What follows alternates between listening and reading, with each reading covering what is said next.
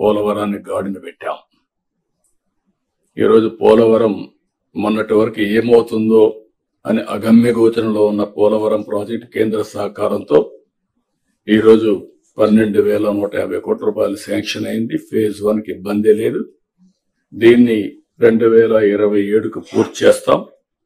అమరావతికి టెండర్లు పిలిచాం. ఇది సెల్ఫ్ ఫైనాన్సింగ్ ప్రాజెక్ట్. ఈ మోడల్ ప్రపంచానికి ఆదర్శం.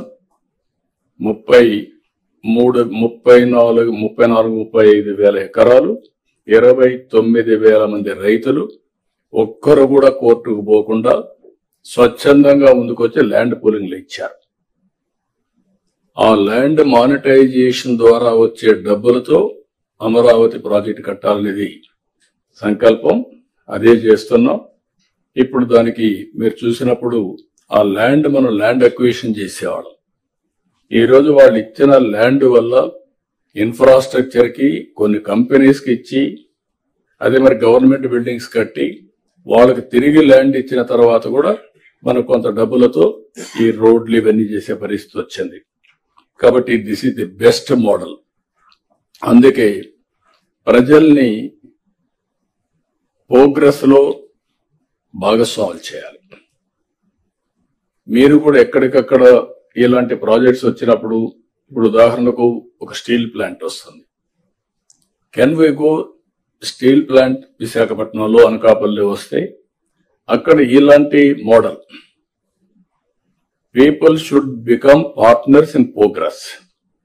వాళ్ళని భాగస్వాములు చేస్తే విన్ విన్ సిచ్యువేషన్, వీళ్ళ ఆదాయం పెరుగుతుంది. అక్కడే ల్యాండ్ పోలింగ్ చేస్తాం, కొంత ల్యాండ్ ఇస్తాం, టౌన్షిప్ కడతాం, కమర్షియల్ అవుతుంది. అదే మరి రామాయంపట్నం ఉంది, కొత్త సిటీ వస్తుంది.